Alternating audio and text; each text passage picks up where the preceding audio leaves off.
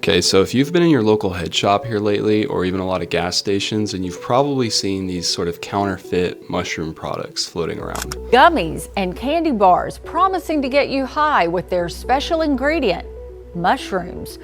Their packaging is colorful and their names say it all. Road Trip, Magic Mushroom Gummies.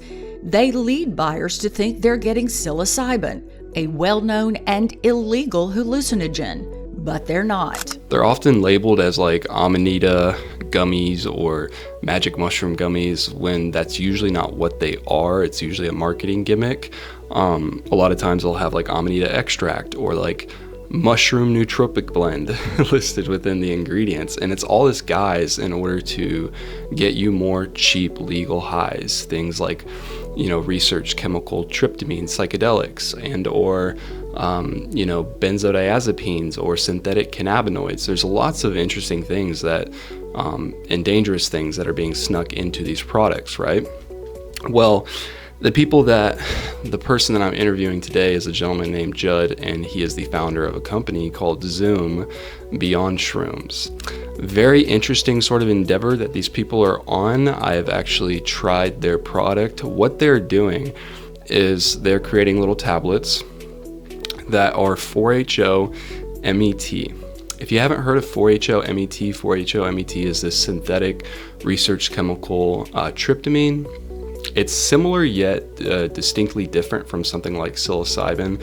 It was discovered by Shulgin in his midst of making all of these different psychedelic compounds, and he actually noted it as one that wasn't the most interesting, but it was interesting enough that it warranted more exploration. But Zoom is taking this compound and they're putting it into pressed tablets, and this is what they're selling. Full transparency, no weird nootropic claims or nicknames to the compound like C3PO or whatever the fuck else. It's just straight 4-HO DMT with the exact dosage listed out. And there's a lot of nuances to this in terms of legality and all of that. And me and Judd get into that within this episode. But I remember as a young man around the age of 19 or 20 having experimented a little bit with 4-HO-MET, and revisiting it here recently reminded me of what I really liked about it. It reminds me of, it's not a perfect analogy, but it reminds me somewhat of like a tryptamine or mushroom-based 2CB. There's this sort of more recreational headspace that can be therapeutic and insightful as well too in its own way, but it's very visual, it's very uppity, there's this kind of heartwarmingness, there's the psilocybin mushroom feeling without a lot of the heavy headspace and a lot of like the body load. That's what I experienced. That's what my friends who I've given to have experienced so far with it. That's what the general sentiment has been like for a long time within the research chemical community around 4-HO-MET. So this is a really awesome episode. I get to talk to somebody like deep within this industry that's doing something different. And we actually get into some of the pharmacology and history and things like that of 4-HO-MET. And it's cool to see the kind of like people behind the vehicle and their intentions. So, yeah, go check them out. I don't know if I'm going to link them or not in this episode. My last podcast got deleted. YouTube is starting to get a little bit more strict on me. But like I said, I tried their product. I thought it was legit. I can vouch for it. But I may or may not link them in this episode. But you can Google them. You can go find them. Interesting stuff. But yeah, thank you for tapping back into the Launchpad podcast. I hope that you have a beautiful day. Peace out and much love.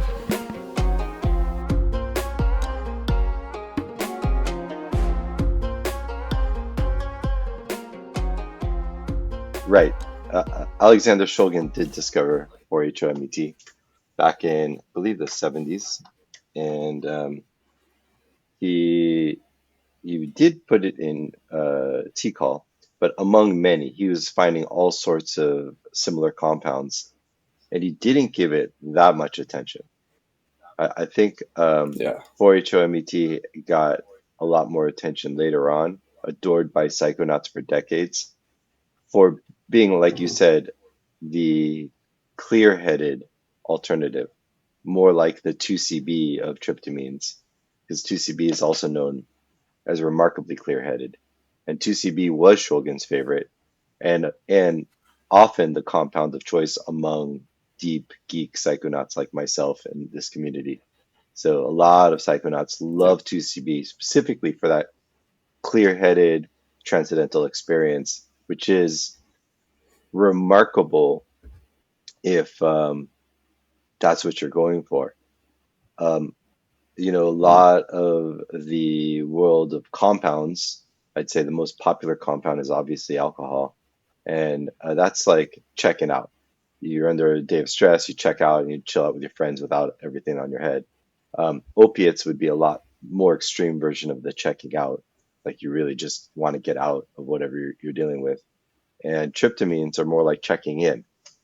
Psychedelics in general are checking in. They're going into your space, and um, I'd say things like clear-headed tryptamines, particularly, are even more so in that direction. So a lot of a lot of the cannabis market, I'd say 90% of it is indica focused, and that's like more the checking out, like want to just like couch lock and zone out. And among the psychonaut community, 90% of them are into like sativas. They're like the brainiacs. Mm. So it's like a Mm. different community with a different focus, and it's a Yeah. conscious community that really wants to like get into your thoughts and there's this recreation aspect to it that a lot of the community puts down and avoids and talks about Mm. medicine instead of recreation. And there's a whole thing on that. But one, Yeah. recreation is medicine. We shouldn't apologize for that. And two, how great is it that greater levels of consciousness and and enlightenment are exciting and fun and not boring tedium that tastes like medicine. So Right. I'm like the fact recreation is a Trojan horse into greater consciousness, and I think that that's part of the tool to a better world. So this clear-headedness is absolutely part of the cause of bringing that check in higher level of consciousness focus. I agree with that sentiment. It's something that I've explored with others before as well too, in that sometimes there's this kind of even within the psychedelic spiritual space, sometimes people can have a bit of a dogmatic approach with how they form or like make their particular containers and what medicine is and the ceremony around it, right? Ceremony. And I think that that's really important and beautiful within the like spectrum that currently kind of contains. But I also have personally found and find value like within the recreational space as well too, and like done properly. And like all these things that you were kind of briefly touching on with 4HO, it seems like that's what I've seen in the general sentiment around it within the research chemical community and just third party forums and stuff in general. It's what my personal experience has been like with it so far. It's what my friends' experience was like with it today as well too. So like, can you explain to us kind of some of the like pharmacology around 4HO MET and what makes it similar to psilocybin experientially, but also somewhat different as well too? Do you like kind of understand do we understand the pharmacological level why it's operating differently? Um, In well, we can look at what the differences are. We don't have enough research mm-hmm. on how exactly it creates a specific experience that it does, and we we don't understand exactly why it creates the magic that it does. Pretty much for any of the psychedelics. Right. But what we can do is look at the differences, and the difference, the physical difference between the compounds is very minor. Psilocin is the active metabolite of psilocybin. So psilocybin is psilocin with a phosphorus protective group. So psilocybin in mushrooms is 4-PO-DMT with a phosphorus group. It is scheduled. Your liver breaks that phosphorus off, and then you have the 4-HO-DMT dimethyltryptamine, and that's what you trip on. That's psilocin. The other, so psilocybin and psilocin is also scheduled. Psilocybin is a natural ester of psilocin. An ester is a compound with a protective group. And there's another synthesized ester of psilocin which is known as 4-ACO-DMT. It's psilocin with a acetyl-protective group. And 4-ACO-DMT's got a lot of baggage. People saying it's some synthetic trash or stuff like that. It's got some reputation. The compound is perfectly innocent. It's the brands that are not. There's a lot of brands that have put random crap in there and have earned a bad reputation. But the compound is perfectly innocent. Both psilocybin and 4-ACO-DMT, also known as psilocybin, both of those are just prodrugs for psilocin, or vehicles for psilocin. Essentially, psilocin is the experience. They're just delivering it. And psilocin is 4-HO-DMT, dimethyltryptamine. That's scheduled. But what came out on the market, the problem with 4-ACO-DMT, I want to backtrack for a second, is it came out in a big way because it was unscheduled, but it's a prodrug to a scheduled compound, psilocin.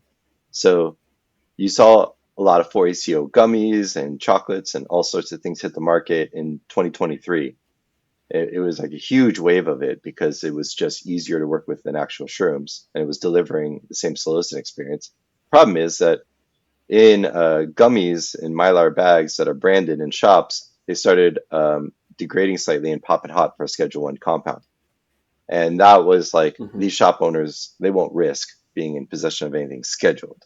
That's the line they won't cross. They're not cool with that. So the market moved to 4-ACO-DET, diethyltryptamine. And the lab that put that out called it the ghost compound. They didn't tell anybody what it was. They just said it was a non-detect tryptamine, and it was.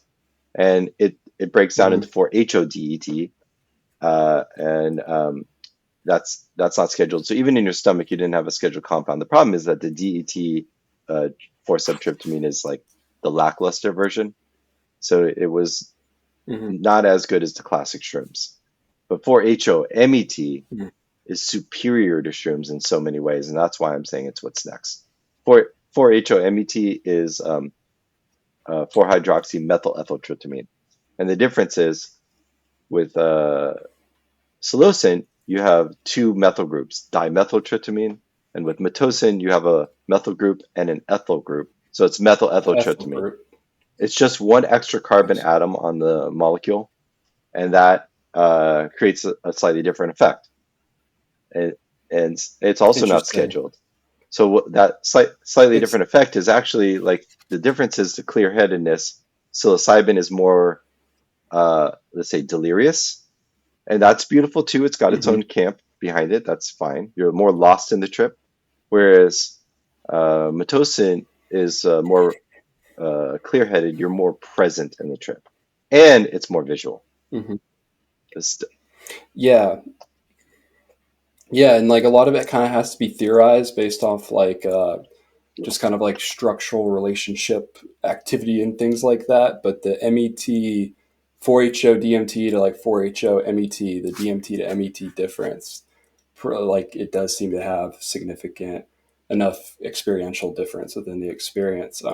And like I agree with what you said about 4-ACO-DMT, that this phenomenon and the kind of weird like unfortunate bastardization of it, kind of a bit within the media around it, was unnecessary, because by itself it's such a useful, I think, very beautiful compound. I've always actually really loved 4-ACO-DMT. When you have like 4-ACO-DMT that you know is just clean, straight 4-ACO that like you can dose yourself, like it's a great compound, you know. The issue does become, you know, if you don't know that's like what's in it, or if it's at doses you can't quite, you know, so this kind of brings up a whole interesting industry that I know you're fully aware of. I made a video about this whole mushroom gummy phenomenon on my YouTube channel. It has like 100,000 plus views, just because I think people are generally interested in this, like what's going on. But like, and kind of like a little bit of insider thing, a couple, 2 or 3 months ago, I'm not going to say who it was. I'll tell you maybe off camera. But I was reached out to by one of these companies who had saw my like one of my videos about it, and they wanted to have a meeting with me to like sponsor me and sent me some like samples of products and things like that. And I let them because I was just like interested and wanted to talk to them, right? when I talked to him, I was really pressing really hard about like, okay, what is the particular compound here that like you guys are trying to like market? Like, I just wanted to know. Like, I'm a psychonaut. Like, I wasn't going to take these people's sponsorship or do because like I didn't really believe in their their product and their ethical stance and all of it. But yeah, they wouldn't ultimately tell me what the actual compound was. Apparently, there was some um, NDA around it, and they were calling it Yeah, C3PO. That was like the nickname yeah. of it. And I was just I like, know who okay, those like guys are. I was like, you know what?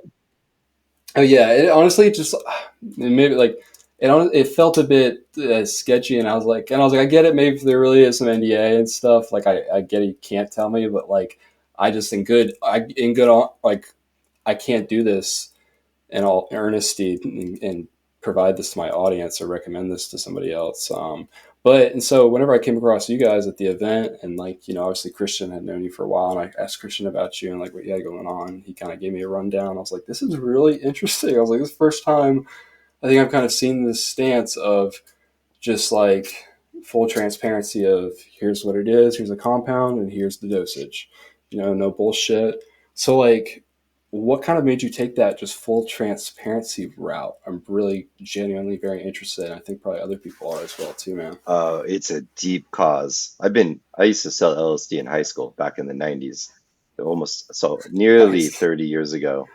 Uh, I was doing that. I was walking around at high school with backpack with baggies of sugar cubes, and I had in my pocket a little Tic Tac container of tabs, 100 tabs that I would individually wrap with aluminum foil, and I was giving those out, and it wasn't anything fancy, but I delivered a lot of incredible LSD experiences that way. And LSD had always been my compound of choice. Um, and Mhm. so I go back. I've been in this space a long time. And I think we all have stories of freakouts and people not being prepared and ready for the level of experience that they're getting into, and then they're fighting it. And um, that's my only issue. There's no physiological problem here. There's no concern about overdosing or hypothermia or anything physiological. It's just a mental thing. My concern is freakouts, and Trauma yeah, from like an overwhelmingly negative psychedelic experience, the trauma and kind of whiplash potential for some people, kind of like slight psychosis like symptom, the things that can occur well, from yeah, that like as well too. specifically Is what kind multi-hour freakouts is what I'm most bad trips, of, also known as bad trips, and yeah. and you're safe on a roller coaster at any intensity level. The roller coaster is safe, but the more intense the roller coaster, the more likely it is that you're going to have people freaking out on the roller coaster ride. And now that's only a couple minutes, Mhm. but it's just the same exact thing with dosing on tryptamines. Same issue. You're safe at any dosage, um, but you're more likely to freak out at the more intense dosages. So Mhm. uh, essentially, you have to flow with it, just like on a roller coaster ride. If you fight with your roller coaster ride, you're going to lose and you're just going to freak yourself out. You can cry, you can throw a fit. The roller coaster is not going to stop until it's over. And it's the same exact thing with psychedelics. Going to dark places, going to sad places is totally fine. That could be powerfully healing. It's the struggle that causes the freak out. You have to flow with it. You don't have a choice. Normal is gone. You can kiss it goodbye. You're not normal for the next few hours, and you're in a very vulnerable spot. And so a lot of people are trying to get back to normal, and that's what's causing these massive freakouts. So one big problem is that people don't know what they're getting themselves into. They're stepping on a roller coaster. They don't understand how intense that ride could be. And so the clarity Mm. aspect of this is fundamental to me. I won't even be involved if Yeah. there's no clarity. And and I understand for decades you had to hide to provide. I get it. I totally understand. Mhm. That was part of being able to offer this gift is to hide this gift. But the problem is it's causing serious problems. And I'm not going to be associated with that. So, these compounds are not scheduled. So like they're not banned substances. Let's stop behaving clandestine about it. That's causing problems. Uh, I've Yeah. had, like I've been in the space a long time. We were selling shrooms. We were growing large amounts of shrooms, back in the pandemic era. We started a mushroom grow bag company out of that knowledge. I've been in this space for a while, and this this whole like the clarity thing is paramount. I won't be involved in anything that causes harm. I'm in love with these tryptamines. I'm in love with their power, and I'm just unwilling to facilitate problematic experiences. And you're in a vulnerable space. We have to be thoughtful about this. We have to be mindful of this. So it's just, frankly, that's a personal cause of mine. I'm allergic to bullshit. I guess I grew up on industrial. They Yeah. keep talking about lies all the time. So like I can't, like I'm just always got into like no bullshit, no lies. And the Yeah. problem is, and we want to talk about this too, a lot of the problems are coming from within our community, within the psychedelic Mm. community, the psychonaut community, are is where I'm Yeah. getting both incredible support for this initiative and extreme pushback with hostility for this initiative as well. Interesting. Can you tell me what some of the pushback has been? Like, what are people's pushback towards you usually? Um, They're absolutely yeah. adamant that ambiguity is critical to the safety of these compounds being available. Yeah, I don't know if I don't know if I necessarily agree with that line of thinking. And so I guess this kind of segues me into my next question, which I'm sure a lot of people listening to this will be curious to know about, and I'm kind of curious. Um, I agree with you, and I resonate with everything that you just said, and I do think that's a massive like stride in the right direction. Not like necessarily the answer to all of it, but I do think it's a big like a positive Big step contribution and forward. kind of like ripple that. Right, absolutely. The transparency and just the kind of like I don't want to say letting our nuts hang, but in a way like Yeah. and so but like what is the I'm sure people the question in their mind is like, well, what is the game plan? Um is there the attempt to challenge the sort of Analog Act directly? Is there this earnest attempt to just overall act ethically within its already kind of vague boundaries that it has? Like, what is your kind of stance on that, Yeah. man? I know you and I got to touch base on this a little bit when we talked in person, but I wanted us to save most of it for this conversation because I knew that it'd be juicy. Yeah, sure. The Yeah. Analog Act is effectively dead, and we are directly challenging that. Uh, this needs Yeah. to get challenged. I guess I'm ambivalent on compounds that are causing harm. I don't believe in the drug war. I think it's a mistake. Schedule compounds, trying to unschedule them, that's like yelling at the mountain to move. I would like that mountain to move, but the analogs are just moving around, going around the mountain. And I don't. I feel pretty strongly that the three-letter agency uh, agents will not want to directly challenge the Analog Act. It will almost certainly be thrown out as void for vagueness if it does get challenged. The reason best articulated by Supreme Court Justice Neil Gorsuch when he said would almost certainly be thrown out as void for vagueness because substantially similar doesn't have any scientific basis to determine what is substantially similar, and that needs clarity, and it means that without clarity on that, it means that every compound that exists, including chocolate, is both illegal and legal until the jury decides, and um, Mm. that violates the vagueness doctrine. It's unconstitutional. It means that nobody can Mm. truly know, um, despite their intention, they can't truly know whether they are violating a law or not until a jury decides. That means that law essentially juries don't make legislate, legislators do. And if they want to clarify that with scientific basis, they're welcome to do that. So, however, Yeah. um, that's a tedious Has there been discussion. any Has there been any case law around this yet so far? Of any individuals? I'm sure there's been, like, say, dudes that have been pulled over and gotten charges for possession of 4-ACO DMT in the wrong state and things like that. But has there been big cases of, like, individuals challenging the Analog Act within court systems that you know of, or is that kind of just been like small, like, possession charges and things like that here and there? What has that been You like around? know, Do you know? um, uh, there hasn't been a real attempt to enforce the Analog Act for a very long time. It's from Yeah. the 80s. Um, the when they do have charges that stick on people, it's usually not the analog charges. They're just, they'll throw a lot of charges at people.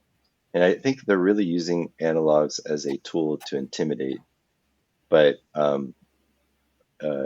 if this gets to the Supreme Court, it's very possible that this will be overturned. Just like, look, like an agent wants to rack up wins. They've got a lot of easy, low-hanging fruit with fentanyl. They're really focused on that. A little bit of meth and coke, Hmm. area where there's much bloodshed, specifically a tool against cartel activity. They're not going after explicitly Yeah. illegal mushroom chocolates. Now that can change, but they're not going after explicitly illegal Right. mushroom gummies and explicitly legal mushroom warehouse grows. It's not a Yeah. problem. And so what my Right. thesis is, what I'm trying to boil this down to is all the entire industry thinks that their safety is coming from operating within a legal loophole, and in this case, Hmm. an attempt at plausible deniability. And I'm saying Right. that's not protection at all. They're still selling an analog just the same if that's what they're thinking. They're also adding in another crime, which is FDA violation of mislabeling active ingredients, which is absolutely not okay. They're adding Right. a layer of sketch and dishonesty. But the point Yeah. is that they're not, what's really protecting them is that they're not actually causing harm. These tryptamines aren't harmful. And if Hmm. they do cause harm, a legal loophole will not protect them. If there's news headlines out there, they're going to get stumped, whether they think they're hiding in a legal loophole or not. And the exception to this Yeah. rule that proves the rule, is what happened with Diamond Shrooms.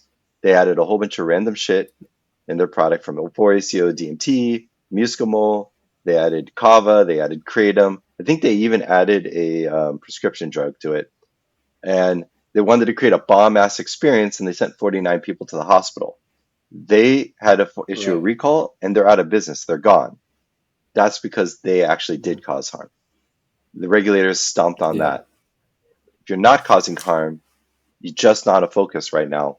And the last thing I want to say on that is, regulators learned a painful lesson when they arrested a Native American who was participating in a family peyote ceremony. It got challenged to the Supreme Court, and now we have religious exemption. And so Yeah. they're disinclined when the world is moving towards decrim. Uh, RFK Jr., love him or hate him, wants to decriminalize psychedelics. He's got Trump's backing on it. It's a crazy world that we're living in. Agents are disinclined to bring up charges on actual scheduled tryptamines, let alone another layer removed of analogs. So that's a brief summary. I can geek out as much as anyone will let me, but does that make some sense there?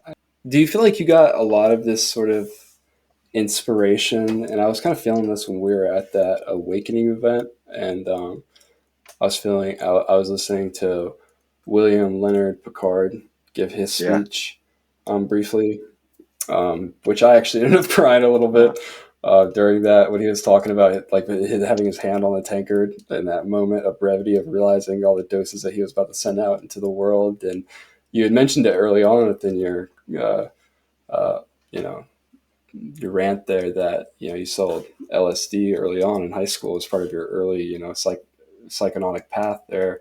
I also sold LSD early on within my psychonautic Nice. path, and I really resonate, and I always love the stories of not only William Leonard Picard but other in particular, just clandestines and chemists in general, but especially like LSD chemists, these really big LSD clandestine chemists, and like the scale that they potentially had on just the world in general, right? And like the knowing of that. I always found that like a fascinating just incarnation and kind of like tribute thing to give to the world.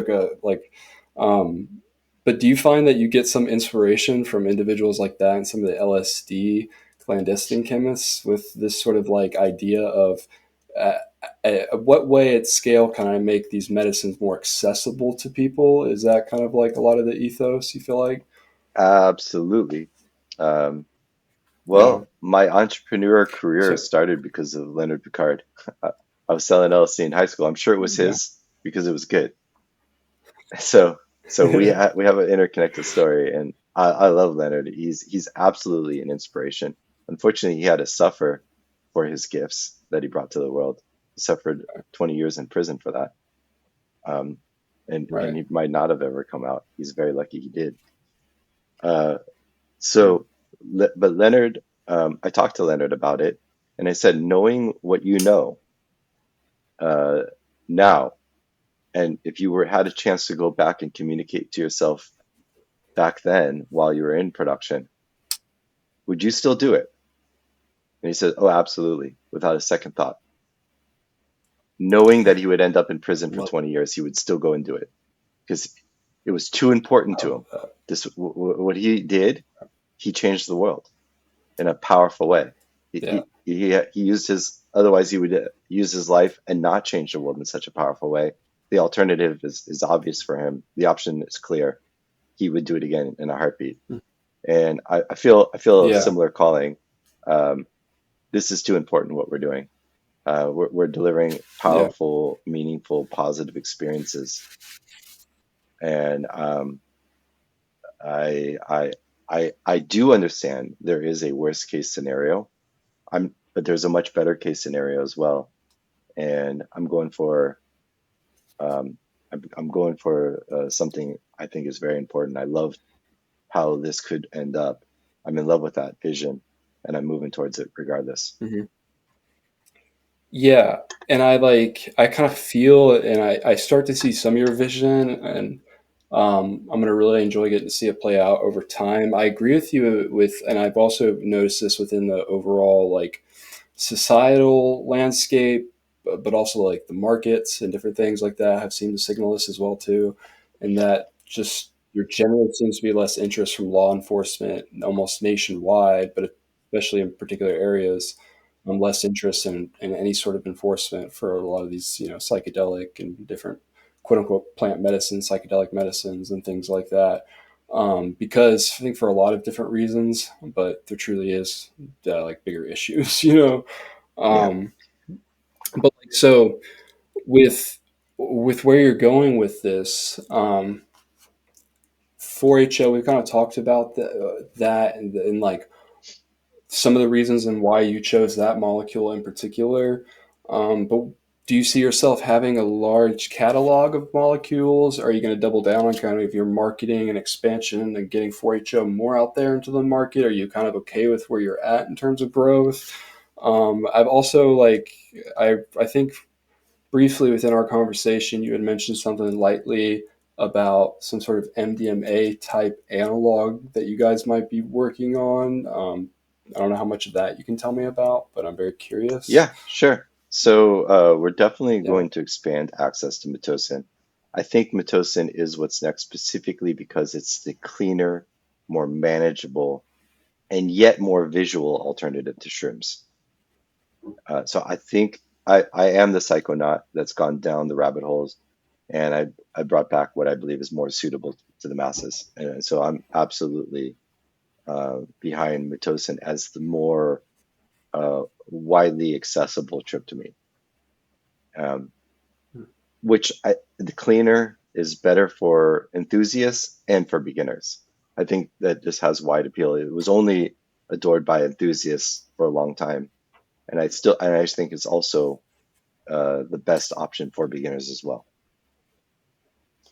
I agree with that after my experiences with it and just the general sentiment that I've read around it, that it does seem to, like, if I was going to recommend somebody, if someone were to ask me, like, hey, I'm about to kind of start getting into psychedelics, what are some good compounds to start initially experimenting with? I feel like maybe 4-HO, MET, also something like 2CB are good, like decently beginner friendly ones. And it's interesting because even Shulgin himself regarded 2CB as in particular as a really good, like, beginner friendly type of psychedelic. And I also, and it seems like the general consensus for a lot of people is 4-HO.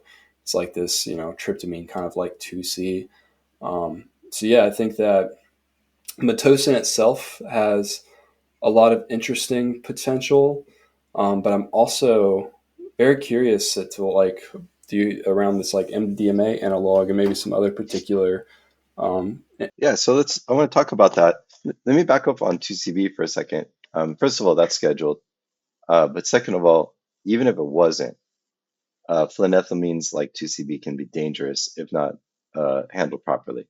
So you got, it's not safe to be out there.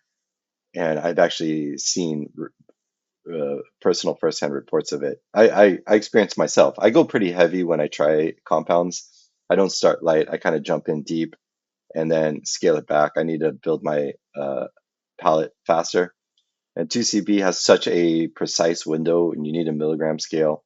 And so if you take too much, you're going to have a bad time. And I had a bad time on my first 2CB experience. But I took a little bit over the window. I've seen people take 9 doses of it and create an emergency situation for their friends. So there's just too much of this mentality out there. I can handle my liquor, and people act like fiends, and GCB would be dangerous. Whereas tryptamines are not. They may freak out because they're not prepared for that intensity of a ride, but they're not. They don't. There's no physical danger there. 2CB, you're like torturing yourself, shocking your system. So we really want to make sure. We made a pact with our crew that we won't be involved in anything harmful or habit forming, and that's yeah, it's yeah. interesting you say. Good. I was just gonna say with 2CB, I found that there is a quick, sharp curve and variance, like a quick, sharp dose response Right. curve. Like it's like at like 10 milligrams, it's kind of like a light body buzz, kind of some mental stimulation. But then at like 25 milligrams, like you can be very much almost in like a tripping-ish range. And then at like 40, 50 milligrams, you can be floored. Yeah. Like it very quickly changes. And it depends on the So you're purity right, too. unless the Like if you don't want to go above yeah. 35 milligrams of pure material, you're gonna have a bad time. So is there a much lower sort of LD50 associated with 2CB? 2CB dosing is not linear. It's like more like a logarithmic curve. Mhm. So 1 milligram more Yeah. will be a significantly stronger experience, whereas tryptamine seem to dose pretty linearly. So there's that, but then there's Gotcha. also the fact that it's actually harmful outside of the window, and it's useless below the window. So you can't properly microdose 2CB. So it's just Yeah. it's like it's a very specific application. It's very limited in Mhm. what the experience is, where you don't have microdose to linear levels of macrodosing and hero dosing. You just have like that window, and which is great. I love 2CB. I'm a massive fan of it. Yeah. Not suitable for the masses. It's not safe to just put that out there. Uh, Mm. There was like a really brief window in time in history, and I wasn't like a part of it, but it's interesting to like read little tidbits about when it was openly sold within head shops in Europe under the name of like Nexus and other sexy, where it was marketed as like an aphrodisiac or like kind of like sex supplement. Interestingly enough, for a brief period of time.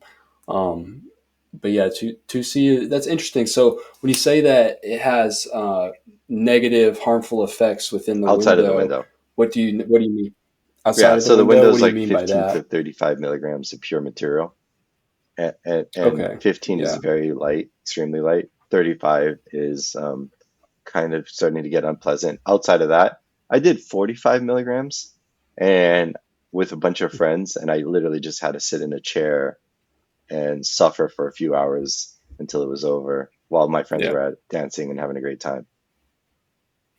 Yeah. I One time at an event, I accidentally took too much 2C of a spray that I was, incrementally increasing the dosage on a little Right. bit. I took a little bit too much at that time, and I forget exactly how much I took. But I pushed the boundary a little bit too much. And at that particular event, it felt a bit overwhelming, and it wasn't very suitable for that event. It went from like it being the perfect 2C dose that was sociable, enjoyable, to like one that just kind of floored me a bit. But then in other occasions, I've taken 2C like intentionally at larger doses by itself, where like it's just like me and my hammock in nature, like me and my couch, and that's been enjoyable and very well tolerated when it's like I don't have to like be sociable or be doing things. And it has a unique high dose headspace. Something I'm curious though Yeah. to kind of pick your mind about, because I think I told you the highest dose I've taken of the Metocin so far is 12 No, you said milligrams, the six. six You said six tablets. tablets. That's 18 Hmm. milligrams. That's a pretty decent dose. Okay, gotcha. Yeah. So have you tried it at like really, really large I have. doses? What are kind of some of the reports around that? What is that like? It gets kind of too intense at high doses. There's people posting online about doing the whole jar of 10 tablets. Um, you're going to see that, and they're having a great time. I absolutely do not recommend that for people. I think that's a mistake unless you're one of these. I'd say this is controversial, but it's almost like fiending trippers that are like bringing fiending energy to this that don't need to, and they're like tripping every week rather hard. You need to hit their brain receptors with a shovel for them to feel anything anymore, because their like tolerance is so high. So they'll do a whole jar outside of that crowd, which I've had my run-ins because I'll speak straight. Um, uh, Outside of that crowd, I don't recommend really going beyond 8 tabs. Um, I mean, you'll be okay if you just flow with it, but it gets rather intense. And at 10 tabs, I mean, I've been doing this for 30 years. I was immobilized for a moment there. I could just lay down. I couldn't get up. I was actually texting the chemists on my phone, and it was like all morphing into fractals, and not in a difficult way. Like I was actually struggling to kind of like, I was writing clearly if I was able to finish typing on my phone, but you know, it was stunning visuals. It was like almost too much. So I don't recommend people going that far. It's like, so there's like, think of it like dosing like a roller coaster. There's the kiddie rides, there's the rides with the twisting loops, and then there's skydiving through moving fractal synapses. And it gets rather Yeah, intense. yeah, I can see that potential because I've taken it at smaller doses, just like a half tablet or a tablet, and enjoyed that. But the six tablets that I took today, it was definitely more intense visually. It was very enjoyable. I just went on a long hike through nature, and really, really enjoyed it. Felt very functional yet mystical at the same Mhm. time. So I am curious. I agree with you. Probably most people should probably not jump into that. If they feel called to higher doses, that they should like start small and work their way up to that. But I probably will try it at a little bit higher doses because I am curious now after the six Yeah, a tablets. I little enjoyed bit that higher. Six is experience. pretty good. That's a Yeah. beautiful experience. I think people are safe as long as they remember the Mhm. 3 words. Flow with it. Drop your resistance and flow with it. You'll be okay. If you struggle with your psychedelic experience, you're gonna lose and you're just gonna freak yourself out. So Right. if you flow with it, you'll have a glorious time. It's incredible. If you fight it, you're going to have a Yeah. very bad experience.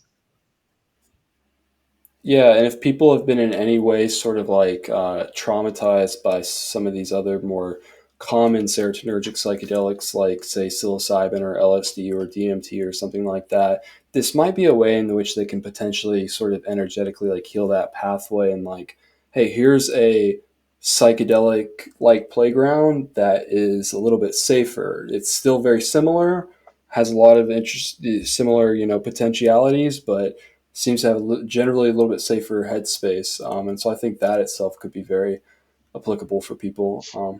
in its own Yeah, right. I'm with you. So It's more manageable. So yeah, I do want people to like what I tell people when they have a bad trip. They've had a bad trip and they freaked out one time and they haven't tripped in months or years, maybe even a decade, and they're not going to trip again after that horrible experience they had. I always tell them you got to do exactly what you don't want to do and go back to that place and find out everything's okay. It's like kind yeah. of the only thing you can do. And I think that's profoundly healing when they do that. I've seen this many, many, many, many times at this point. That is the healthiest thing to Mm, do. interesting.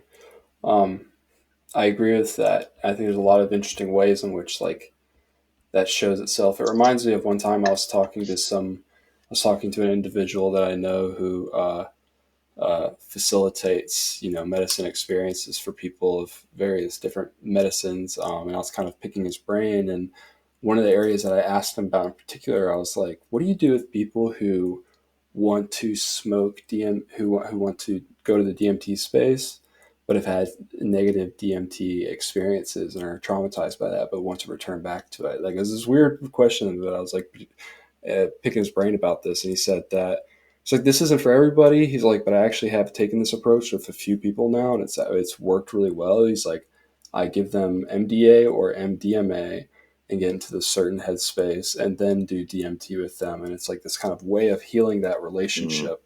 When not that, and now they need to do DMT every time they're on MDMA or take MDMA in order to be able to take DMT, but it was like this kind of bridge in order to heal that relationship with, this certain headspace or the spirit world, whatever you want to call it, right. So it's Well, interesting. What do you think? good. What, I'm sorry to cut you off. Well, What were you gonna say? now we can talk about MDMA a little bit.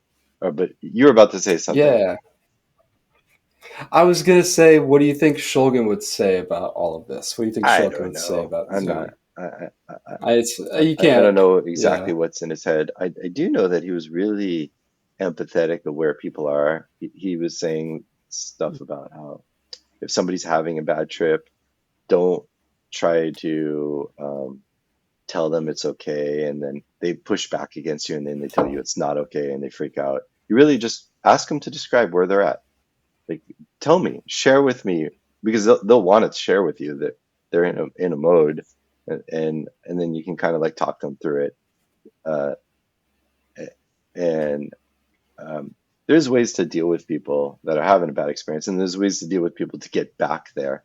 At the end of the day, I feel like this is a different take than what I normally hear, but I'd say that the level of dose that you can take, it's not dependent on your intelligence or your enthusiasm for these compounds. It's related to your level of self responsibility, which is not the normal take. Um, you're Mm, safer at higher doses is if you take higher levels of responsibility for yourself. And the way I think about yes. that is like there's this dichotomy of living consciously versus impulsively. Are you controlled Mhm. by more by your mind, or are you controlled more by your nerves?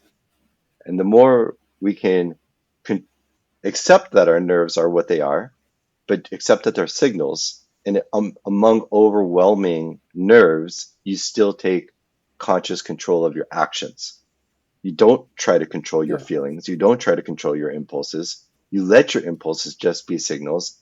Let your impulses be overwhelming signals, and you still take powerful control of your actions. The best example I can give of that are like wingsuit jumpers.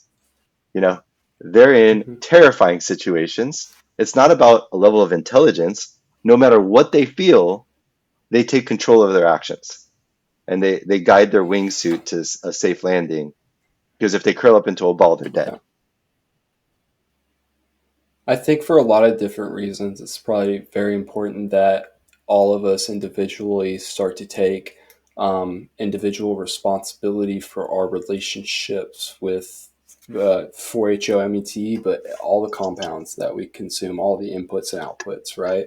Um, I think that responsibility factor is very important. I think that vehicles and a product like Zoom helps people within that journey of taking some sovereignty and responsibility for knowing and like deciding what that they're going to put in their body. And I think that when like the individual, and if we can all collectively take more responsibility for the things that we're consuming, it lessens the likelihood of, I think it probably lessens the likelihood of having those sort of like freedoms restricted and those decisions kind of made Yeah, for us, if that makes yeah, sense. Because like it feels like the way that we've passed off the responsibility up into this point with quote unquote drugs and medicines has been to the white lab coats and the they and the them and the doctors and the, you know, the professionals. And not that those aren't important viewpoints or shouldn't be within the mix, but the individual man needs to fucking understand like what they're taking. It's staggering to me. Like, have you ever talked to somebody who's on like several different psychiatric prescribed medications? You ask them what they're taking and they don't even know the name of the drug, like actual like, or yeah. like the kind of receptor side activity that it's having on them. And that's like a lot of people within the kind of like, you know, within the kind of like population. And so I think I agree with you, the sentiment of responsibility, very Yeah, much yeah. so. I think it's There's a important. whole topic about how people are overprescribed, and it's a kind of a sad thing. I don't like to see it. But that Mhm. said, uh, um, one, yes, we give people the agency to make their decisions by being clear. But two, I'm specifically talking about your ability to take responsibility of your actions, no matter what you feel. You're not controlled by your impulses, you're controlled by your conscious decision. And there's a lot of very intelligent, anxious people that are very controlling of the situations that they're in, because if their impulses are overwhelming, they're going to follow their impulse and they're going to make everybody else follow their impulse that's around them. Their impulses are not just dictating what they're going to be doing, their impulses are going to be dictating everybody within the vicinity of them. And those are people that are not at a level, no matter how intelligent they are, to take high doses of tryptamines, because they are not willing to flow Mhm. with it. They're willing to only flow with their impulses, not with their conscious decisions in it. And so your level, like wingsuit jumpers, don't necessarily need to be the most intelligent people in the world, but they are absolutely solid, strong characters that will not yield to impulses over their conscious decision not to die in this scenario. You know, they're Yeah. and that's that level of conscious control over yourself is what's necessary to be able to take higher and higher doses safely of tryptamines. Does that make sense?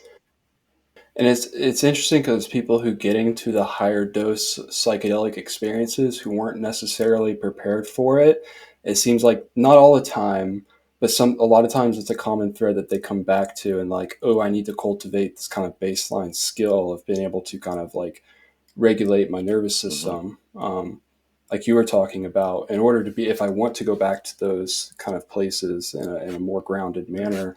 And what's also interesting is like, while tryptamines and even like really high dose tryptamines, like these psychedelic medicines seem to, in this, and there's a whole kind of interesting debate around this, like have their own innate somewhat intelligence of their own in a lot of ways. But at the same time, I've also seen instances in which people have used tryptamines to kind of co-sign or fuel their one's own delusions in a Sure, way and further sure. kind of propel themselves into There's a lot of belief. delusional behavior in this space, there's no doubt. Yeah, yeah, it's almost as if though like there's like a node or a message that they're like tapping into out there within the cosmos somewhere, and it's not like they're pulling the message back with them. It's like they've identified and become the message and just stay on repeat with it.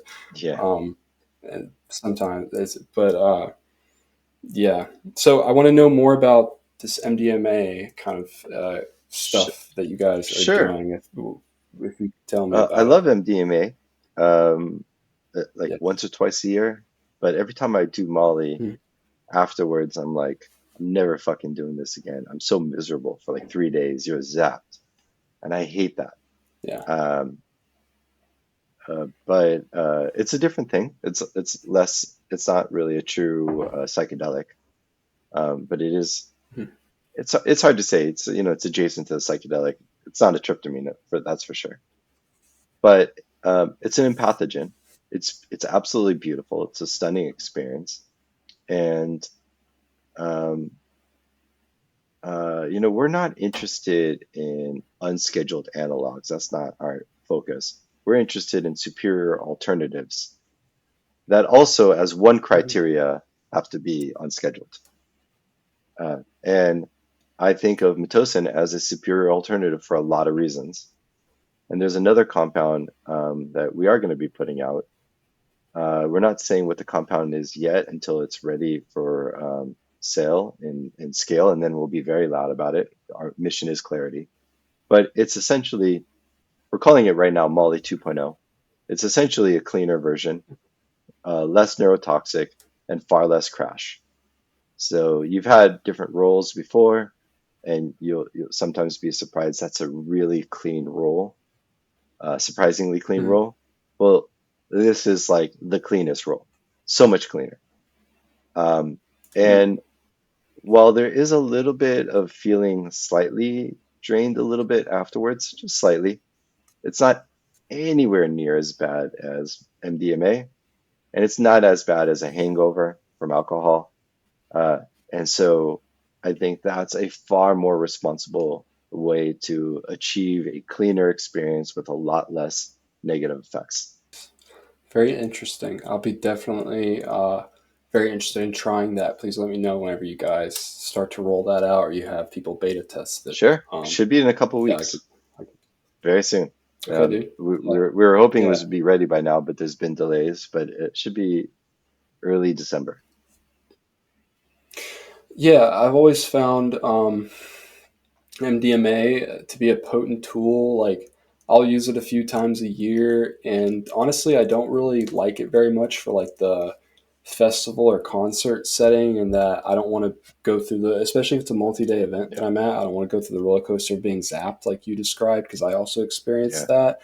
But very selectively as a therapeutic bonding like tool with like my partner or yeah. something a couple That's times a how I use year. it. Like I find that to be very potent for that use case in particular. Um, and I think MDMA and MDA are both like I use them for that particular use case, kind of at different times for different reasons. But I like that there's variants in it that I have both MDA to choose from and MDMA Yeah, sometimes. MDA is like Um, MDMA, but more up. Best way I can explain it. So MDMA is more of the cuddle drug, and MDA might be better suited for a rave. So it's right, like you can add a Red longer Bull, you could lasting. add a Red Bull to your MDMA and go out. But I don't like energy drinks. So yeah, I'm in favor of MDA. It's more slightly more towards the stimulant side, Yeah, and it's yeah. probably as far as I will go into stimulants. I'm not going to go towards meth. I'm not going to. I'm not even into like Yeah, Adderall and straight up stimulants. So I think MDA yeah. is my personal limit. I'm not trying to judge these savages too much, but Mhm. this is where I go. I agree with that, man. No judgment, but that's also kind of where I lie with it. I think MDA slash like LSD is about the extent of the speediness that I enjoy because I see at the right dose, I get a kind of little bit of speediness from LSD as well too, just the slightest bit, a little bit of Yeah. uppity. So, very cool, dude. There's other analogs that are coming to market we will not touch. And I do want to say Mm-hmm. something about one of them, um, Please do. Yeah. the ketamine analog. That's about to blow up, Okay, and what we're is not going to this? touch it. Um, I actually do like ketamine. Once a year, maybe. I don't even think I did it in the last year, but once or twice a year is typically where I'm at on K. I don't think it's a Mm-hmm. bad compound in itself. It's the biggest compound of a problematic compound in the psychedelic community by far, hands down, no close Yeah, second. K is the for sure. problem child of psychonauts.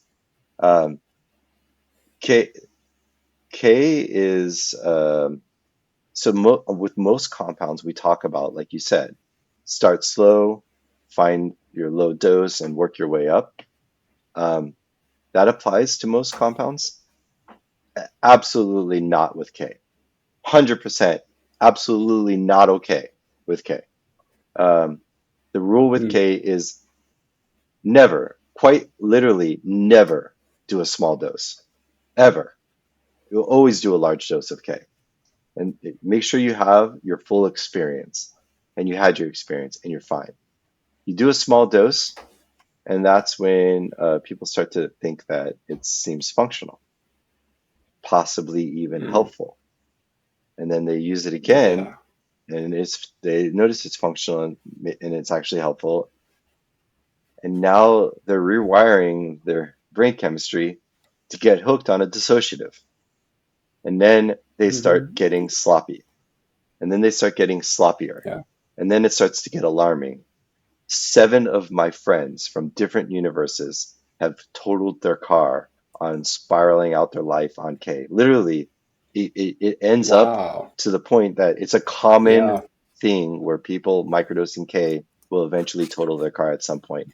Matthew Perry, I've had a good. couple of friends, like not, I've had a couple of friends damn near ruin themselves from it, man. And it's been a really interesting thing to observe. And like, I've never personally had a problem with it to that degree. I've enjoyed it selectively, found it to be therapeutically beneficial when used selectively at slightly larger doses. And then every now and then I'll use a little bit at a festival recreationally, but like, I've never created a hardcore dependency, but the people that I have seen, it's been really horrific to watch. And you're right, it does seem to be very common within the psychedelic space. I think there's a lot of factors that lead into that. I think it's like heavily encouraged in a lot of ways, which maybe it's sometimes overly glorified, and the downsides aren't particularly like amplified as much as they and talked about as much as they necessarily should be. And within the experience, and I'm sure you kind of have felt this and understand this about the ketamine space, within the experience, there's this double-edged sword where it can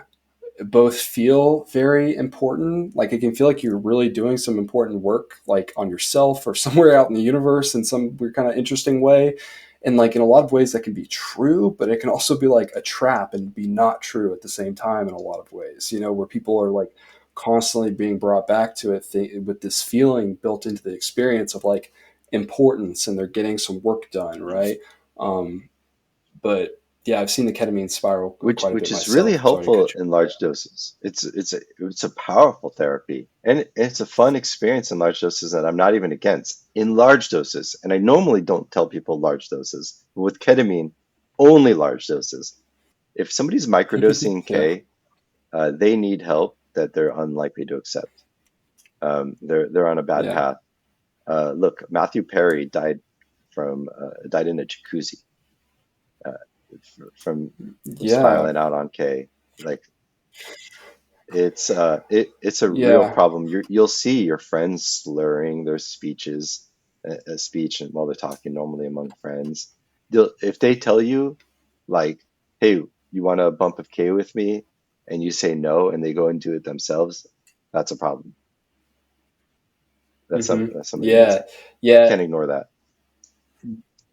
Right. Absolutely. There's like the way in which it starts as a microdose, and it's interesting because the microdose like phenomenon trend started around this whole notion that you take quote unquote sub threshold, sub perceptual doses, right? Which I've always found semi debatable, and that not that I don't think that does work or can work for people, but in my personal experience, what I've seen talking to a lot of other people, a lot of people brush up just ever so slightly against perception when it comes to quote unquote microdosing with tryptamines. But something like tryptamines, it's like I can see there being a rhetoric and a social phenomenon and a lot of information and things put out there around, hey, this is a potential tool that you can integrate kind of regularly within your life.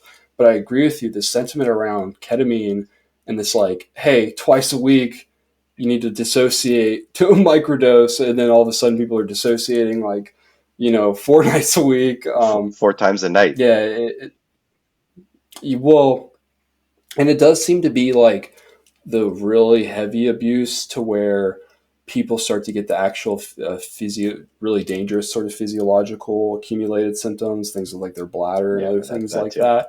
And also, what's really concerning, and you've alluded to this already a couple times with that path of people, is the cognitive mental decline that you see happen with those individuals, where it goes from, like what you said, if you use it selectively, especially at like macrodoses, like a important recreational slash therapeutic experience, insightful experience, and then like sober up and don't do it again for a long time, it seems like it has the potential to kind of be almost like a nootropic in some ways for people and kind of help with clarity with Yeah. things and kind of clear the cobweb. But when used in this obsessive microdosing type of manner at all times, it almost seems to lend itself more towards cognitive decline, less so than the nootropic. What is this ketamine analog that is kind of like maybe coming to market? I don't know if I'm I've not heard of it. sure which one they're using. There's a couple of them, Mhm. but it's so So, prone to abuse that like yeah, you can microdose tryptamine safely. I mean, I think it is a positive. It's like your brain's firing a little bit more, but microdosing yeah, ketamine is is habit forming, whereas tryptamines are not. In fact, you need a yeah, regimen where you're taking off with tryptamines, like 2 days on, 1 day off, because of the tolerance buildup, or only weekends, or whatever it yeah, is your microdosing regimen. With ketamine, it's actually habit forming, and then suddenly you feel like your brain's wired for it now. It starts relying on it, and now you're hooked on a dissociative, and that's a recipe yeah, for sloppiness escalating pretty rapidly. So we could make, yeah. I think it'll blow up. I think it'll make millions. I think it'll blow up like 7OH did. But 7OH got stopped because it's bad news. An alarming number of people were in rehab Hmm. for after spending $1,000 a month trapped in a opiate that they didn't expect. Hmm. Um, and so this is really problematic. So this is going to be, I think, way more problematic than 7OH. 7OH is like pain medication and opiates, and this is like you get that habit forming plus a level of The sloppiness delusion. that will literally cause accidents. Somebody high profile died in a jacuzzi. We're going to see And it'll problems. give the psychedelic sphere kind of a bad rap as well too. It won't help the kind of psychedelic image overall if this is a compound that's associated with the psychedelic scene or the psychedelic counter renaissance. So that's kind of like I guess that's a question I have in this. I don't know if you have the answers, but like with this potential ketamine analog coming to market, I know that there's been different ketamine analogs that have been in the research chemical scene for quite some time. Of course, there was like MXE back in Yeah, the day that was massively yeah. popular. There's been a variety of different dissociatives that have been experimented with, talked about, and been popularized within the research chemical community. I've even experimented with just a few of them, especially when I was a little bit younger and I just wanted to experiment Yeah. more. But is this ketamine analog that is coming to market, or you think might be coming to market? Is this going to be coming to market in like a sort of backdoor, like research chemical guys are going to be buying it type of No, way, it's or is coming this in going to be like packaged in units in gummies in head gas shops. stations? Head shops. Whoa, dude, that's really fucking In fact, there's interesting. Wow, already that's I, brands marketing dude, that already exists. But one of them is bullshit, straight up. Ketamine. It's not actually a ketamine analog. It's just look up ketamine. It's just like forgot what the plant is called, but it's a sedative that actually it's toxic for your liver. That's not a ketamine analog. I'm talking about legit ketamine analogs are coming to market. I don't know what's in K-Rox, Krox. I think it's from the same makers of Shroom Fuse with a U. Shroom Fuse is even available on Amazon. That's a big one. I'm not sure if that's a ketamine analog. It might be, but you're about to see this blow the fuck up. This is what's next, and this is a problem. And they're not even saying what it is. It just says proprietary blend. It doesn't even say ketamine analog, except there's a big Krox, like K rocks, like rocks of K. oh, so they're going to market. I see. I do. This is Wow. so sloppy. Okay. Interesting, Judd. Thank you for letting me know. I didn't know about this incoming. It's something I'm going to look more into. If you have any information or articles or links that you can send me, please do after the fact. Oh, I'll be you're gonna digging see into it. news alert Um, warning headlines of like people. yeah. How many people? does it take to total their car and actually hurt or kill people before you see this shit get stomped? And the thing that is a bit problematic too about the whole ketamine dissociative scene is they are, when used right, very potent therapeutic Right. tools, right? But with this double-edged sword that exists with them, they seem to be malleable in that if you want to use them to just dissociate from your problems, you absolutely can. And there's a lot of people that like probably, like within the head shop realm, I can see using a product like that to potentially dissociate from the problems. And there's also it's a bit of a weird tangent. I don't know how like super accurate this is, but this is just like coming up from the recesses of my mind. In that some of the discussions that I've seen around people who have consumed a lot of kratom products and a lot of like 7OH products and things like that. Um, a lot of them transition back and forth. There's this weird synergy and back and forth that they'll play with dissociatives and opiates in terms of like helping with withdrawal and kind of like this like poly substance sort of Yeah. abuse trend that I've noticed with those two particular substances in general. So it's interesting that there'll be like the 7OH in combo with like the K rocks on the shelves, Yeah. Yeah, yeah, probably. I it's mean, weird, weird dude. what I really think is important is that we stop using umbrella terms like drugs. Like, there's no, Mm-hmm. if I say you're taking prescription drugs, that doesn't mean anything. What are you taking? There's so many different things. If you're taking over-the-counter Basically, it's just saying drugs, input. that doesn't mean anything. What over-the-counter drug? You know, Ibuprofen Yeah. is different from uh, like Vicks cough syrup. They're not there's all sorts of over-the-counter drugs. That doesn't mean anything over-the-counter drugs. Prescription drugs doesn't mean anything. There's all sorts of them. And in the compound space, we need to stop saying that they're taking drugs. Are they on opiates? That's very different from tryptamines. That's very different from empathogens. Very different from phenethylamines. Mm-hmm. Very different from dissociatives. And Mm-hmm. so it's like we can say, are you on taking dissociatives? Let's talk about the category. Mm-hmm. And I'm okay. There's this like reckless behavior in the alcohol universe with like Mm-hmm. drinking heavily to the point where they're almost going to vomit, and they do that every weekend, and there's nothing you can do to stop them. That's their habit. And then they get into like it's like a Four Loco crowd or something where it's just like they're just going for being sloppy drunks. Well, Yeah. I'm honestly okay with that attitude coming into tryptamines because I feel like it's going to enlighten them. Not mixing with alcohol because that's just gross. But like if they act that irresponsibly, like reckless savages to tryptamines, well, I think that's going to lead to a better world where they're going to learn some enlightenment and positivity.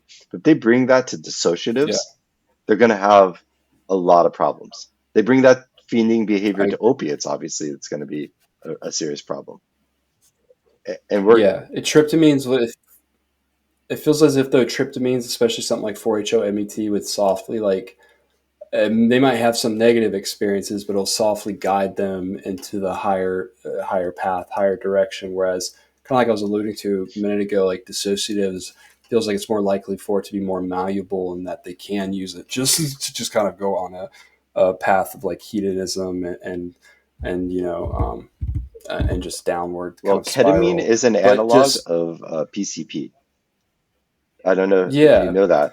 yeah, So, yeah, it has a really interesting history. So, just to play devil's advocate a bit with the ketamine thing, so I think we agree a lot on the kind of like double-edged sword in nature of the kind of like ketamine and its selective potential, therapeutic potential, right, for people. So with this ketamine analog, to play devil's advocate, could it potentially be a good thing due to the fact that, and I don't know how common this is statistically, but a lot of times people getting like say black market ketamine, there can be the issue with it being tainted with other substances. There's even been rare cases of people getting fentanyl yeah, within their sure. ketamine. So does this ketamine analog hold the potential for opening up a pathway in the market, not if it's packaged up in a similar manner in this earnest way, similar to Zoom, of like, here's a tablet or some sort of form in which here's a measured dose, there's not a nootropic proprietary blend thing around it. Would that give people safer? Not that it couldn't also have the potential to be abused, like ketamine already is, but does that give people potentially safer access, people who are already going to be consuming ketamine? I think, yeah, just to play Yeah, devil's advocate, absolutely. I'm curious what your side would be on Absolutely. that. So that there is a positive there about Yeah, clarity and cleaner access. But we just saw that play yeah, out with another harmful compound in opiates with 7-OH. The positive with yeah, 7-OH is that it got money off the fentanyl dealers on the streets and into head shops. And I think that that's a good yeah, thing. It gave them cleaner product if they're addicted to opiates. It gave them a cleaner product. It gave them more consistency. It gave them a safer way to get their access. Um, I think it reduced a lot of problems around fentanyl crisis, especially with like horror stories of tranq being added and it causing people to like have like amputations from that and shit. Horrible stories with fentanyl. And so now we saw yeah, the positive of a slightly better situation for fentanyl addicts, I guess. But then we also saw a lot of that access also came with a lot of people that weren't on fentanyl, trying 7-OH that's getting pushed in, having a great fucking time on it, and now getting stuck in 1,000 a month habit and going to rehab, yeah, and it was really problematic. There was no deaths on 7-OH, but there was still a lot of problems that came from that. And so I'm all about yeah, access to positive compounds. I think um, ketamine and its analogs are potentially positive, and there's a great positive application, but they're so prone to abuse. And there is an extremely irresponsible crowd out there, overwhelming amount of them, that we're going to see alarming news reports with that greater access to potentially abused compounds that I think are going to be horrifying. And yeah, I think millions could be made. I think we're leaving millions on the table by not jumping on a ketamine analog. And I'd rather leave those millions yeah, on the table because by not by staying on the side of positivity, we never have anything to apologize for. We have a cause, and this allows us to be much more open and honest, clear and transparent. If we were doing things that could potentially cause harm, then we would have to change our whole focus into hiding and being sketch and ambiguous. yeah, And I live once. I'm only on this planet one time. I want to do things that be involved in things that I want to be involved in, and I don't want to be involved in anything sketch. yeah, yeah. No, that makes plenty of sense, and I think the 7OH creative market example is a good example to point to, in that, yeah, there's benefit in that people, opiate addicts, got safer access to opiates, but there's also the double-edged sword, and that turned a lot of people who didn't need to be opiate addicts into opiate addicts as well too. And so it's like, where do we strike the balance with that? I think in general, kind of what you're saying isn't going to be the full solution to it, because I think there's deeper underlying like cultural, uh, systematic lifestyle factors. But I think that just in general, collectively pushing more and consuming more things like tryptamines will help us start to gravitate, kind of like just generally towards taking these compounds less. Like, I don't know about you, man, but like whenever I am on tryptamines, there's not really like, when I'm in a good tryptamine headspace, there's not a feeling like I want to drink alcohol Right, or dissociate. right. Do you know what I'm saying? That's not really like